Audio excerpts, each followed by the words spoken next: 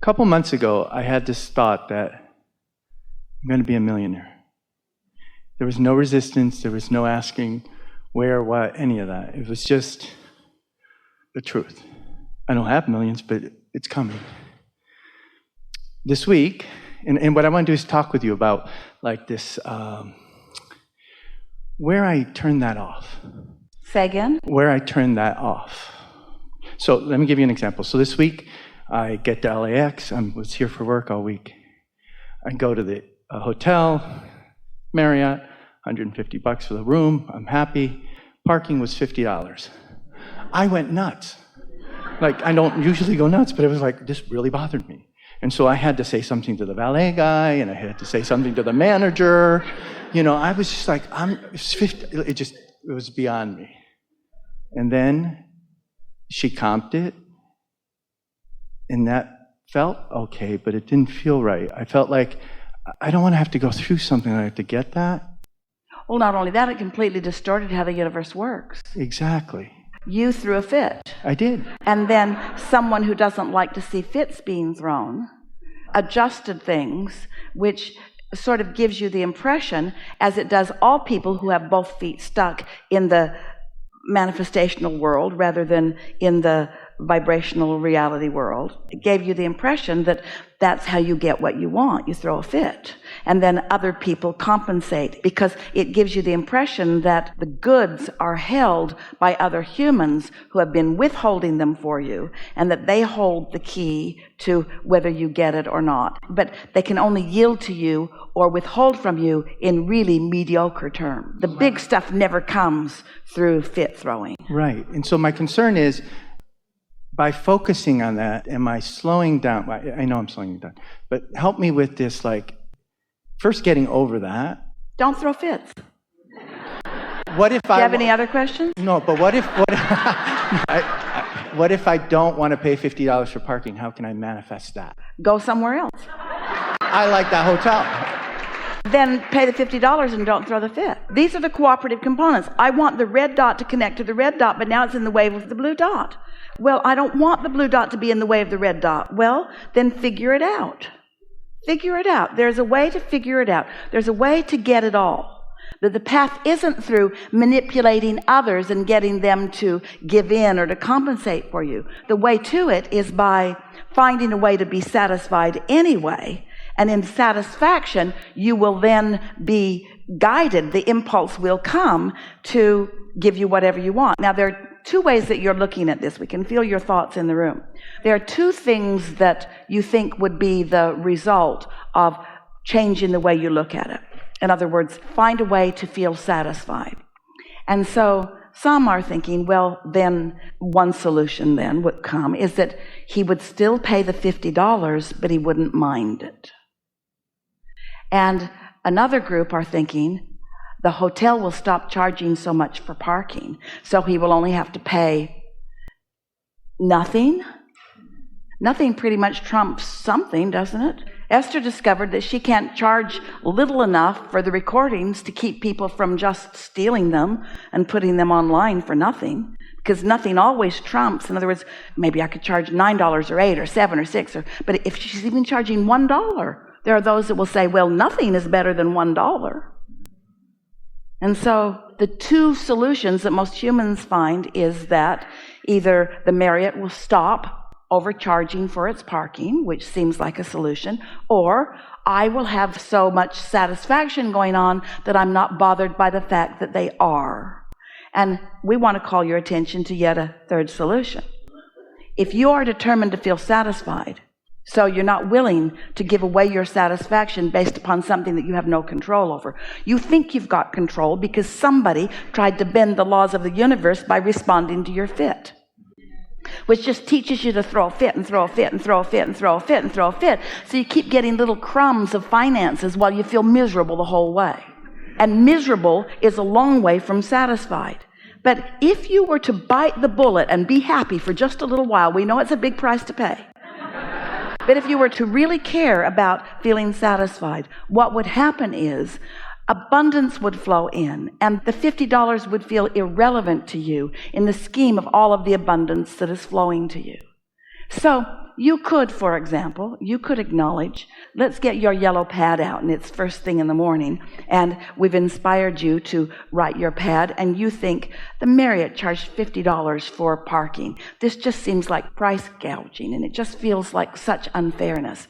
And I can't change it, let's say. I can't throw enough fits to really solve that all the time. And so I want to find some way of soothing myself. So I'm going to try to take that subject, that prickly, annoying, maybe even more than annoying subject of dissatisfaction and beyond, and I'm going to see if I can find any satisfaction in it. So, because you want to feel better, you go down that path, and you think, most things are about supply and demand.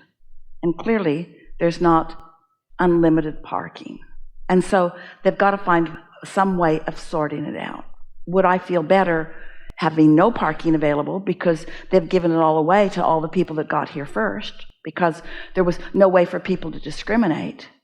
If Esther charged nothing for this seminar, there would be no room for the majority of you who are here now. The supply and the demand. If there was no charge for the parking, it may have very well been all filled up and no place for you to park at all. Is that more or less satisfying? Well, that's less satisfying. I am appreciative that there was a place for me to park. They could just get so tired of people complaining about the parking situation. People that aren't willing to pay for the cost of the parking structure, who aren't willing to pay for the security of the parking structure, who don't care about the maintenance of the parking structure, who don't care about the maintenance. The management could just be so tired of dealing with people who are so upset about parking that there could just be no more parking. Would that be more satisfying? No, that's less satisfying. Well, what's more satisfying? Parking. Well, how can I soothe that?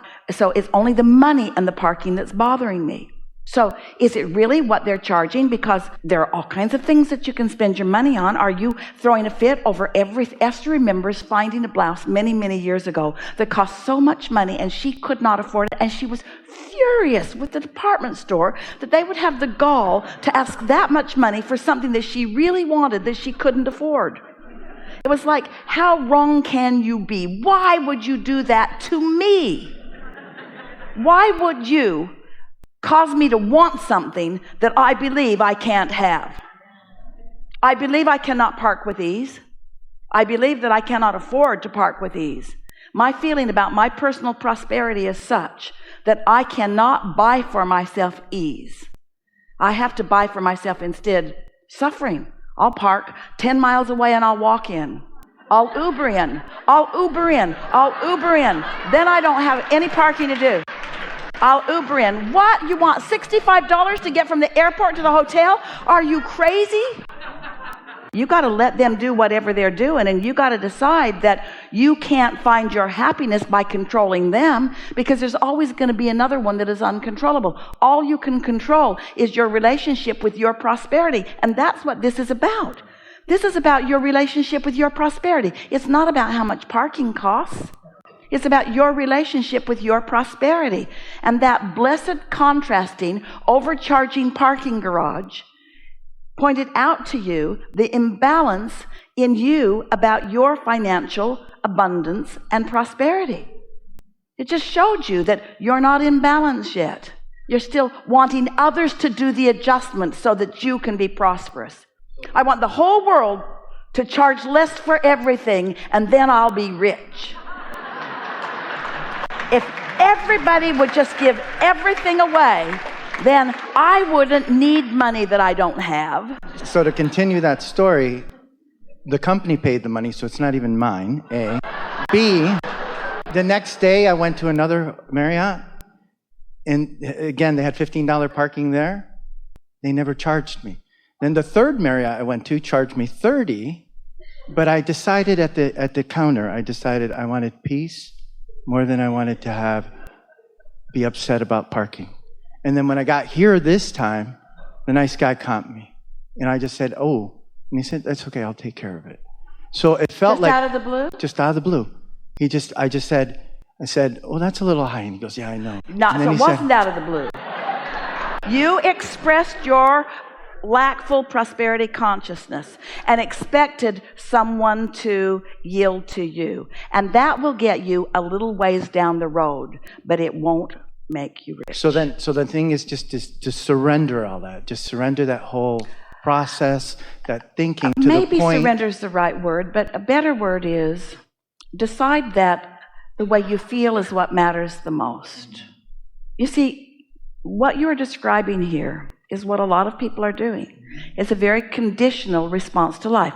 You charge me too much, I will respond with negative emotion. If you charge me just right, I will respond with more positive emotion. So my emotion is controlled by what you do, which means I'm in a world of hurt all the time because I got to control you. Now, I'm good. I'm developing my skill at getting free parking. I show up, I act a little irritated, and then you comp me. So I've got my conditional living down pretty good. And when I'm living in a world where that's the way we play the game, the more we complain, the more people who don't want to fight yield. The more people who believe that the customer's always right give the complaining customer what they want. But that complaining customer holds themselves in a state of constant aggravation and pushing against. It's a price far, far too great to pay. Because while you're saving $15 or $50 on parking, you're cutting yourself off from the resources, from the replenishment of source energy, from the good ideas, from the flow of life, from being in sync with your inner being, who knows where all the treasures are that you've got buried in your vibrational reality. That's really what we're wanting you to hear. Anybody can win. If you're playing a tug of war in a physical world and you got people on each end of a rope and you've got this line that you're trying to drag each other across, the most determined ones, the ones with the most muscle, the ones that, in other words, it's easy to understand why one group would win a battle over another group. But this goes back to the question that we were talking about earlier. You didn't come to battle against one another. You came to make peace with your own alignment. You came to make peace with your own inner being. You came to utilize the leverage that the universe has already lined up for you. You see, you forget your worthiness when you fight with pettiness over peanuts. It's like you forget how worthy you really are. When you are demanding of what comes to you, you've forgotten what's being offered to you. If you could see the vortex that you've created and understand the care with which your inner being is aware of it, and understand that your inner being knows each and everything that you've asked for, and you're deserving of all of it, and knows your vibrational relationship to every bit of it. If you could just accept that a little bit, or just find a reason to feel satisfied and watch how much the universe yields to you, it is our promise to you that you will stop feeling like you need to nitpick over who else is doing whatever they're doing. You see, what happens is when you've got your feet in this physical world, you want so much for them to get you. That's why you complain to the valet guy, and then you complain to the front desk, and then you complain to the manager. You'd go all the way to the Supreme Court if you could, in order to get them to get you, because you're so sure that you are right. And what we want you to understand is you can be absolutely right with the facts and crossways of your own vibration, because it doesn't matter how right you are, this wadded up anger and negative emotion is preventing you from your connection with what really will lead you to all of the ultimate things that you've been asking for. There is no giant right and wrong in the sky. There's just you letting in what you're asking for and you not letting in what you're asking for. And when you're demanding it of other people, you're not even beginning to let it in, because they don't hold the keys to your kingdom. You do. And your emotion is letting you know whether you're flowing in the direction of all the resources that are all lined up for you, or whether you're pulling against them. And oh boy, we understand. Nothing makes you feel more like throwing a fit than moving away from who you really are. Nothing feels worse than moving in opposition to that. And there's not enough comp tickets in the world to compensate for moving away from what you naturally will receive. It's not just money. It's not just values and deals. It's clarity, and it's timing, and it's rhythm, and it's ideas. It's being in the right place at the right time. It's feeling your worthiness. It's feeling your absolute power. It's knowing that you can be or do or have anything that you choose. It's knowing that no one can stand in your way. It's knowing that nothing is in your way except some beliefs that you picked up along your physical trail that no longer apply. We think this is a really good time for a segment of reflection.